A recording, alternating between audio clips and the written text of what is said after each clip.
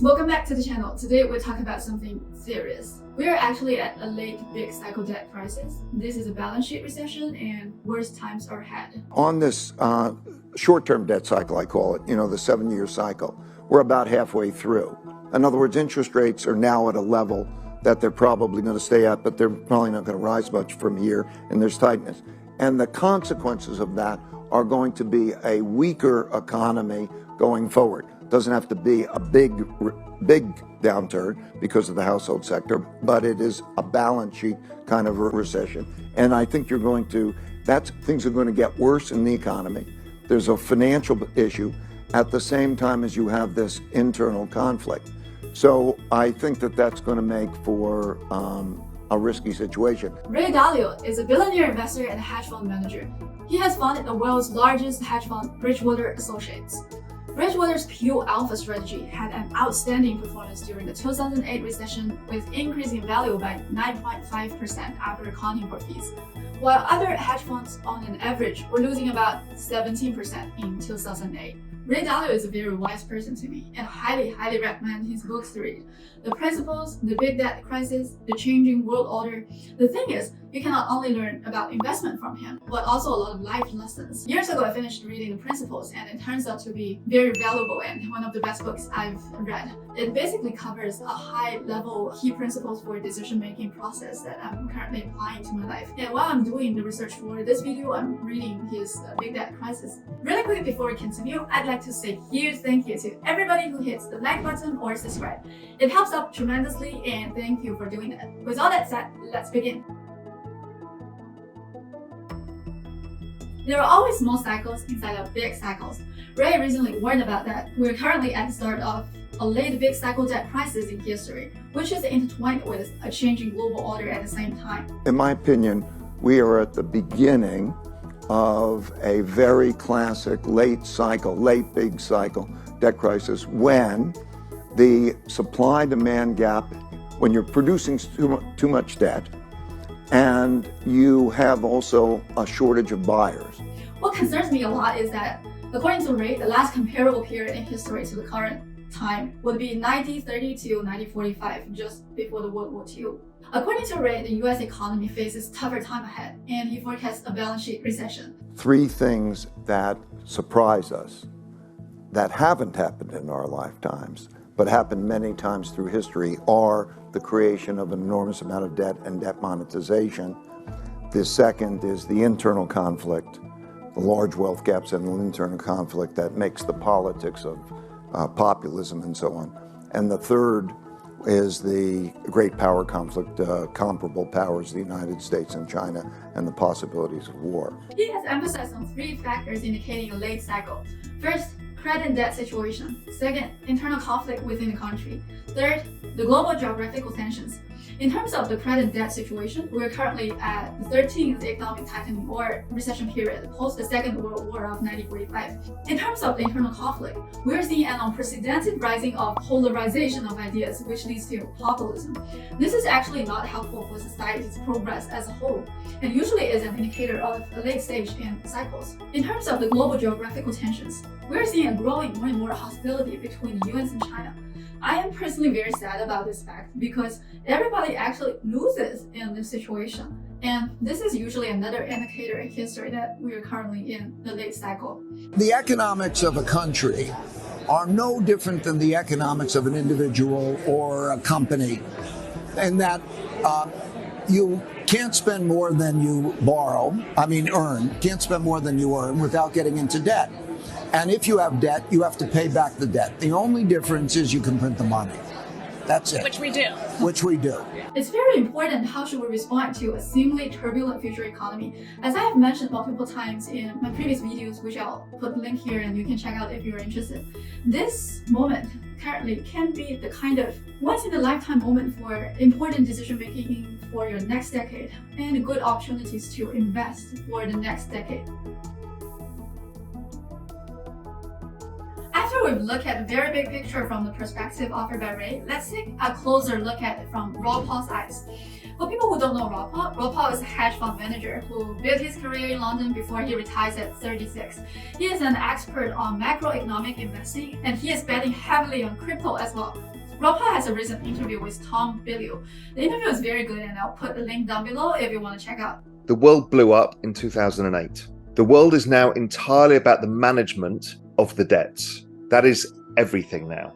It is important to understand how this debt system works in the past 2 decades, and the game of building wealth based on leverage may totally change as we are getting closer to the late stage of the big cycle. What works a decade ago may not work anymore in the future, depending on when this debt bubble bursts out. It is critical to understand that in the past decade, this debt has never been paid back, and this debt has never been intended to be paid back, with just interest rolling over and over again. The crash is ongoing, but you're buying time for GDP growth to come back, right? Our problem is if you're in debt and you don't have enough income, i.e. your income's not growing enough to service your debts, you get into a problem. So what we've been doing is monetizing those interest payments on the debt, which is basically using a credit card to pay off your credit card, or using your credit card to pay off your mortgage. What the US was doing is intrinsically buying time to expect its GDP to grow fast enough in order to catch up the speed of its debt accumulation. But the real fact is that the GDP is not catching up with debt growth and is not likely to catch up in the future.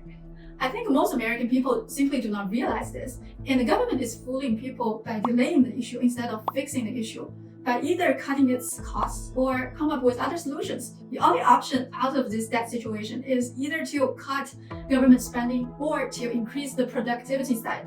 In other words, the GDP, to catch up and pay back all the debt, not printing the money over and over again. Hyperinflation is when you issue more money to pay your debts, and it comes in an endless cycle because you're not generating GDP growth, you just keep printing money. So an excess of anything, in extremis, everything becomes worthless. Printing money is like poison. The government feels it needs it to feel good, but it is only buying time and delaying the issue, while at the same time increasing the debt to a new level that's worse than before. Sadly, I could see the government is going to print more money as this recession deepens. It is interesting that if you change the word of printing money to counterfeiting, people understand. But if you say to print money to save the economic recession, people do not understand. Let alone, I don't think printing money can save recession. It's just how the government wants people to think. Money printing leads to the rise of stocks, 401ks, but nobody in fact is getting richer because the real purchasing power does not go up. Money printing is delaying and doing harm in the long term. And the US government has wasted its bullets during the COVID 2020 by printing a lot of money. It is a wrong policy in the long term. The debt has grown into so much in the past 2 decades that the government cannot let the interest rate go up too much because the real economic production is not enough to pay back the interest. This is very different from the historical interest rates in 1979 period. The current fact is that the government is still creating growing debt, and this fiscal fraud itself is another indicator that we are at the end of a big cycle. The government is making money out of nowhere. How could this possibly last? We may not see this in our lifetime yet, but this has happened a lot of times in history before. And that's why I highly recommend Dalio's Big Debt Crisis, as he looked back 500 years with multiple examples in history. As a result, every time when this happens in history, it always ends up with an economic war or a physical war, where the war actually redirects people's attention away from its root cause of the problematic government monetization policies until people give up everything in war. The current situation will become very dangerous going forward if the parties do not come up with some constructive solutions, no matter to the US economy, to the potential global conflicts, to our cost of living generally, to the tax system, or to our life as a whole. I would say recession since late 2022, where the technical definition of a recession was met since then. I'm also expecting to see more economic weakening incidents to further occur when this recession goes deeper later this year, such as the banking crisis to go deeper, the corporate profits to go down, and bankruptcy rate to rise.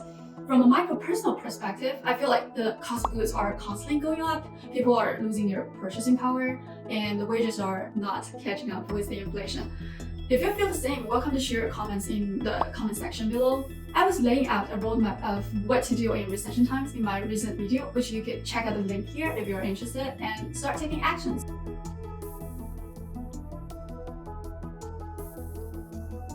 While other people are talking about soft landing of the economy, it is good to hear some different voice from Stanley Druckenmiller. I would actually argue, since it's taken so long, the Fed has ended up with a higher terminal rate. And in fact, inflation gets stickier the longer it stays in the system, that it increases, not decreases, the probability of a hard landing. He thinks hard landing possibility increases, not decreases. Ironically to me, hard landing is better for fixing the issue in the long term, as the soft landing always ends up with delaying the issue further and further to the cliff, like what happened in 2020, the COVID time. If you were to take, economists have this, only economists could come up with this term, it's called fiscal gap. What is fiscal gap? That's how much you would have to raise taxes today to guarantee the benefits you've promised seniors in the future. It's 7.7% of GDP. What does 7.7% of GDP mean? To actually pay for the entitlements we promised in the future, you'd have to raise all taxes 40% today, forever, or cut all spending 36% today, forever. According to Stanley, to balance out the current debt issue is equivalent to the government adding 40% more tax since today forever, or cutting 36% of the government spending since today and forever. It simply means that the debt has accumulated to such an extent that it is on the brink of defaulting. I find his opinion rather convincing to me, and the point here is nothing related to betting on hard landing or soft landing on the economy, but we have to prepare for a hard one. It is unwise to ignore the possibilities, especially when the likelihood is continuing going up. For people who are not familiar with Stanley Druckenmiller, let's take a quick look at who he is. He is a hedge fund manager of his firm, Druckenmiller Capital, and he was managing money for George Soros as the lead portfolio manager for Quantum Fund from 1988 to 2000. He and Soros famously broke the Bank of England when they shorted British pound sterlings in 1992 and reputedly making more than $1 billion in profits. Stanley has made a few important points that cannot resonate better with my observations. And I had already known this about the last 100 years, but it's going on for 500 years. Every time you've had a significant asset bubble, economic trouble lay ahead. But yeah, when you had 11 years of free money, people do stupid things. First, we have just experienced the biggest asset bubble ever in history, which will lead to a bad economic situation. And just back before the COVID in 2020, there was crazy amount of SPAC activities in the capital market. SPAC is simply special purpose investment vehicle, which is for the purpose to raise capital on the secondary market. It is similar to functions of an IPO. The firm I was working at that time has tremendous amount of SPAC deals coming in, which I've never seen in my career, not in history either. Crypto has a very quick bull run after the COVID quantitative easing, and Bitcoin has rose to almost 70,000 in 2021. And just because of a tweet from Elon Musk, the Dogecoin has experienced a ridiculous rise to a ridiculous price. The commercial real estate is in a generally over-leveraged position, and so on and so forth. All those are indicators of insane speculations in the market and the biggest asset bubble I've ever seen. Well, where is all those bubbles from? It's from the free money for the past 2 decades, linking back to the debt cycle again. Do you not feel the fun of solving the puzzles and the separate dots begin to kind of be connected and linked together now? If we get in a hard landing, are we finally going to allow creative destruction and capitalism to do its thing with horrible near-term, when I say near-term, 1 to 3 year consequences? I think if we do, we'll have a chance. People will go back to work, values will come back, even Gen Z will think maybe they're supposed to work. Maybe we can clean all this out, and what's made America great for 200 years could possibly revive. Second, a hard landing allows a clean out. According to Stanley, he expects if we have a hard landing in this recession, it may lead to 1 to 3 years of tough consequences, and then everything revives. If we have the same continuous quantitative easing going forward, the poisonous balance sheet issue may continue permanently until maybe a war breaks out. I'd never bet and say America is finished. I would like to try that. I hope they try that experiment again, which is not manipulate things. But given our political history, given the divisiveness, given where we are, it's hard to imagine any politician having the guts to do that going forward. Third, it is better to take the pain in a short period and do not continue on the monetary manipulation route. When Volcker intentionally pushed the depression in 1982 by raising the interest rate to almost 20%, it does lead to a temporarily high rise of unemployment rate, but it has led to 20 to 30 years of prosperity that follows. However, the Fed nowadays is not likely to have the same guts as before. They may be reluctant to do that, even if it's the right way to go.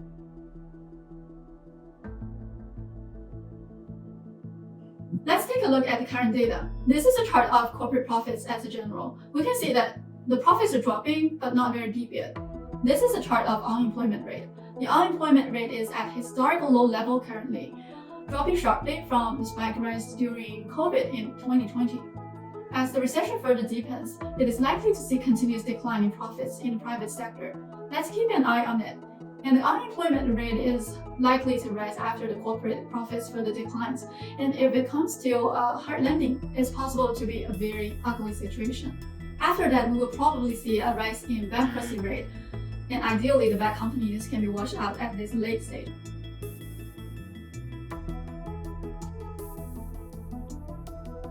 I don't think this is predictable. Anyone's answer in respect to timing will be imprudent. It's important to be prepared but not predict.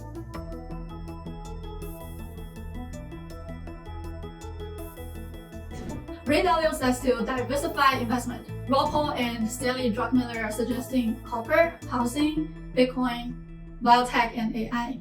But be aware that what you invest depends a lot on your particular situations, and their mentioning of those asset classes may not suit you if you do not understand it. For example, copper is a typical future trading commodity that is beyond my experience and knowledge, so that I will not consider it at all. Therefore, I have laid out a general roadmap for common people in respect of what to do in recession times, which I think is better suitable for everyone, which you could check out the link here to the video if you are interested. Before taking any actions, it is important to be open-minded, build your skill set, and adapt effectively to the changing landscape, especially at this special time when economic recession is getting deepened.